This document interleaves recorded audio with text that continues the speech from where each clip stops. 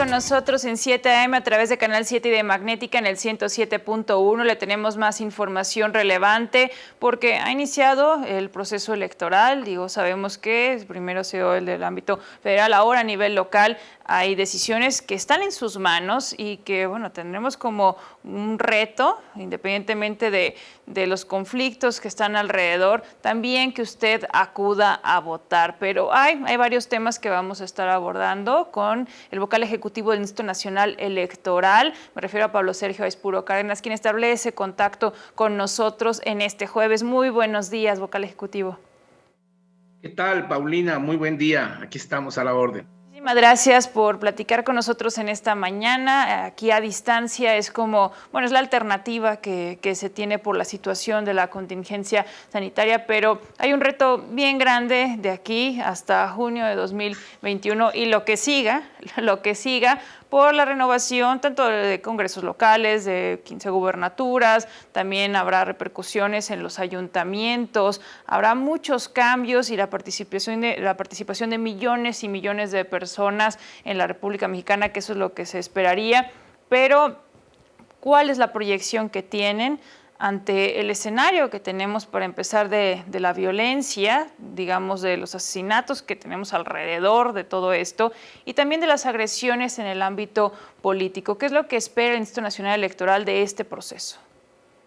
Bueno, Paulina, desde luego muchísimas gracias a esa casa de transmisión televisiva por invitar al Instituto Nacional Electoral, a través mío, para brindar información cierta, objetiva a la ciudadanía, pero además para entender cuál es el fenómeno que vamos a enfrentar, de qué se trata.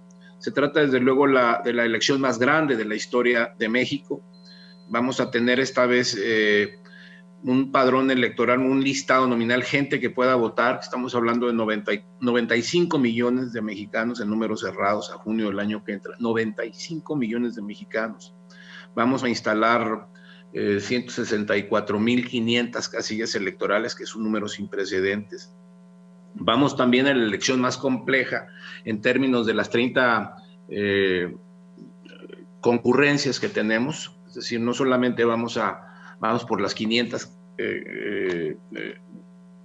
diputaciones al Congreso de la Unión, a la Cámara de Diputados, también vamos por 15 gubernaturas, y en el caso de San Luis Potosí, pues por la gubernatura, las 27 diputaciones, las 15 de mayoría y las 12 de representación proporcional, las 58 presidencias municipales, las 64 de sindicaturas y 387 regidurías.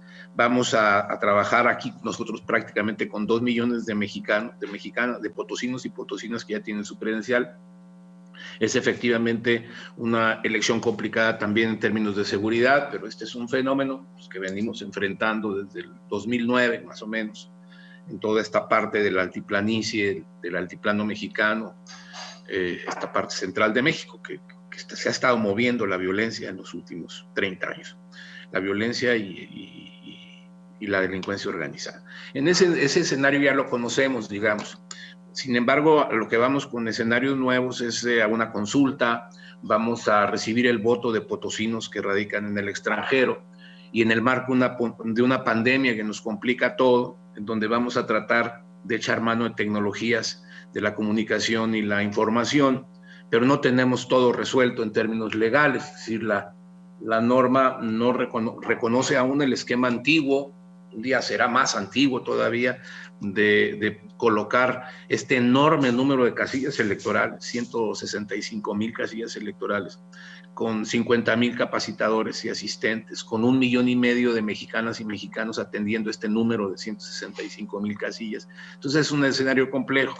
Sin duda es complejo, pero también hay que reconocer que tenemos una experiencia recorrida entre 1990 y este año 2020 en el Instituto Nacional Electoral. Tenemos gente preparadísima que ha desarrollado talento, capacidad, creatividad y apego a la ley durante todos estos años a través de un servicio civil de carrera, con direcciones ejecutivas muy experimentadas. Entonces tenemos una institución de las mejores del mundo, sin duda de las mejores del mundo, compleja, también compleja, con un alto costo en términos económicos quizá, pero un bajo costo en términos de la transición democrática mexicana que transitó de esta manera.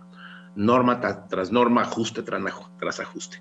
Pero no te quiero quitar la palabra, Paulina, me parece que esto describe el contexto en que se va a dar esta compleja elección.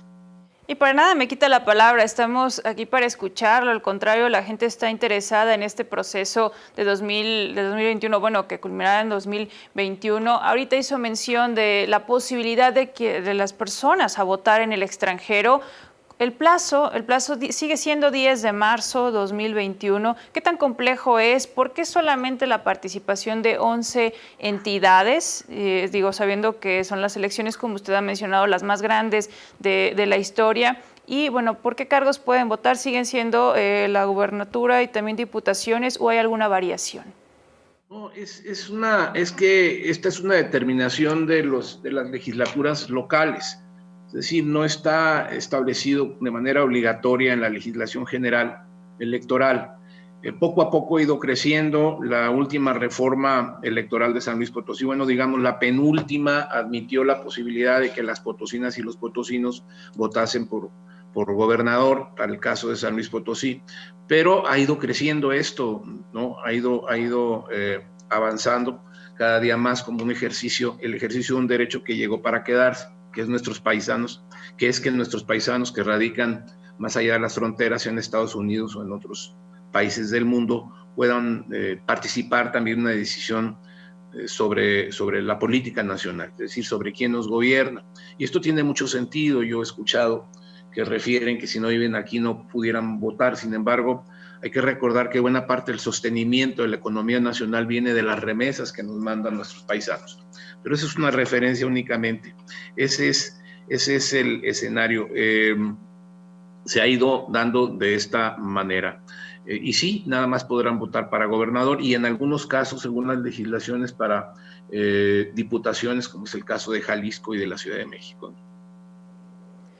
Ya que toca este tema, ¿qué tan sencillo o complejo llega a ser el trámite? Habrá quienes digan, claro, necesito mi credencial del Instituto Nacional Electoral vigente, pero ¿es posible tramitarla incluso a distancia? ¿Puede acercarse la población a su embajada? Eso está previsto ya, estamos trabajando. Créame, Paulina, que estamos trabajando en eso aceleradamente. Esta pandemia nos puso también en el contexto y en el reto, el desafío de imaginar nuevas cosas. El 15 de mayo, el 23 de marzo, después de la declaración de la pandemia, suspendimos todo el trabajo registral. Paramos todos los módulos del Registro Federal de Electores. Estoy hablando de 834 módulos, por decir en números cerrados. Uno más, uno menos.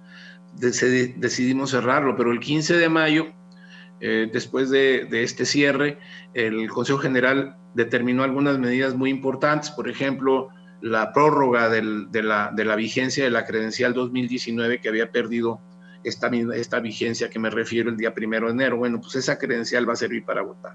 También la de credencial del 2020, esta que está vigente hoy, que terminaría en diciembre, va a seguir su vigencia para poder votar con ella. Pero también innovó el procedimiento de bajar constancias digitales de nuestra situación registral, un procedimiento muy sencillo, metiéndose a la página del INE y haciendo un trámite sencillísimo para con ese papel y digamos con esa constancia que tiene además códigos QR, 2 códigos, puedan presentarse con el notario o el funcionario público o el banco, hacer una lectura y ver, como cuando veo hoy los menús de los restaurantes, ver imagen y ver información, etcétera, etcétera. Bueno, pues tenemos este reto. El Instituto Nacional Electoral ya está pensando cómo lograr que la ciudadanía con un teléfono inteligente pueda generar ya un procedimiento de registro para obtener la credencial. Está en ciernes, desde luego, está todavía en diseño y además tiene que autorizarse por la norma. Sin embargo, hacia allá vamos. Y toda esta parte de la automatización y de la modernización tecnológica nos va a costar menos, sin duda, a las mexicanas y los mexicanos, porque nuestro sistema es barroco y es complejo por una cultura de desconfianza, sobre todo de los actores políticos en el trabajo electoral. Por otro lado, digo, claro, al hacer referencia a la jornada, habrá otras actividades, habrá otros eventos que están previstos de parte de actores políticos, y como se ha tenido esta insistencia de una consulta para llevar a juicio a expresidentes, y claro, había la modalidad para que esto fuese promovido por ciudadanos, pero también se hizo desde personas afines al Movimiento Regeneración Nacional, y todavía ayer, ahorita platicábamos antes de entrar, cuando estábamos en el corte, todavía ayer Ricardo Monreal insistía en que la consulta para enjuiciar a los expresidentes fuese el mismo día de las elecciones intermedias, y con el argumento de que eso podría significar un ahorro de los 8,000 millones de pesos que estaría costando, porque también hubo comentarios desde el gobierno federal, desde el presidente, críticas que ya son el pan de cada día hacia el Instituto Nacional Electoral. ¿Cuál sería la postura? ¿Habría contaminación en un proceso si esto ocurriera? Como que son varias cosas, ¿no? Según usted ve, Paulina, según lo estamos revisando. Primero es la parte jurídica. Ya tomó postura la Suprema Corte de Justicia sobre la constitucionalidad primero y luego sobre la validez de la pregunta. Bueno, en fin, el hecho es que ya se pronunció por la constitucionalidad, pero curiosamente no por la constitucionalidad de la consulta que se había propuesto por el Ejecutivo Federal, sino por una pregunta muy diferente. La primera traía nombres específicos, ¿no? Y referencias específicas a los expresidentes. Eso cambió, porque evidentemente era violatorio de derechos humanos con una no presunción de inocencia y con una exhibición pública de sujetos políticamente sensibles, es decir, expuestos, ¿no? Cambió porque el nombre ahora es actores políticos. De hecho, cambió. Se calificó la constitucionalidad y tenemos que hacerlo. Además, la pregunta es pues casi una obviedad, pero por lo que dicen los ministros tiene el propósito de hacer intervenir más a la ciudadanía en cuestiones de orden político, reactivar una suerte de crítica del interés de que la ciudadanía esté pendiente de estas cosas. Pero sí resultó esta parte como redundante de hacer una pregunta sobre la aplicabilidad de la ley y la norma con esa visión. Esa es una realidad y tenemos que acatarla. La parte de la fecha es una complicación. Más allá del interés político que tenga empalmarlas en una sola fecha o la conveniencia económica de hacerlo, el hecho es que la Constitución marca otra fecha. Entonces no está en la norma, no está en la voluntad del Instituto Nacional Electoral, por lo tanto tendría que aprobar la Suprema Corte de Justicia con algún mecanismo de reclamo, pero no será, no creo que haya tiempo. Lo que vamos a hacer es los dos procesos. Vamos a hacer la elección del 6 de junio y luego haremos la de agosto como se marca en la norma. No hay otra. En este momento no hay otra. El costo, bueno, pues el costo tendrá que revisarse. Estas no son encuestas patito, esto es una cosa seria la que hace el Instituto Nacional Electoral. Es todo un despliegue de logísticas que garanticen la seguridad, la certeza, en fin, la validez de una consulta de este nivel, aún resultando casi evidente el resultado positivo, una ciudadanía que quiere justicia, desde luego, y que quiere apego a la legalidad y que las instituciones cumplan con su función. Ese es el tema. La politización acerca de los costos del INE, pues bueno, pues esas son especulaciones. Realmente estamos quizá el INE quizá represente la institución electoral más compleja del mundo, en términos de que no solamente organiza elecciones, hace cultura, administra los tiempos de radio y televisión y entrega la cédula de identidad nacional, entre otras actividades. Así que es muy difícil comparar al instituto con otro instituto que no tiene la misma carga de cosas. Sin embargo, la respuesta para la ciudadanía es: haremos las dos cosas. En cuanto el Senado saque y resuelva finalmente el tema de la consulta, vamos a hacer una elección completa en este marco de pandemia el día 6 de junio. Y luego en agosto haremos la otra, también con un trabajo acelerado de normas y lineamientos y protocolos que aún no existen, pero que lo vamos a hacer bien, como el INE tiene acostumbrada a la población mexicana y para sorpresa de politólogos de todo el mundo, ¿no? Lo vamos a hacer muy bien, Paulina.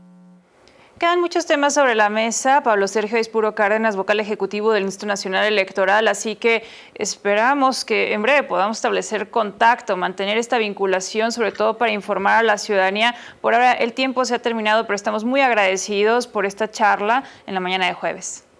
Siempre es un placer, Paulina, y gracias a Canal 7. Muchísimas gracias. Muchísimas gracias, Pablo Sergio Aispuro Cárdenas. Le reitero, vocal ejecutivo del Instituto Nacional Electoral. Tenemos más en 7 AM. Permanezca en la señal de Canal 7, también de Magnética. Tendremos datos relevantes después del corte y comuníquese al 444-822-2400.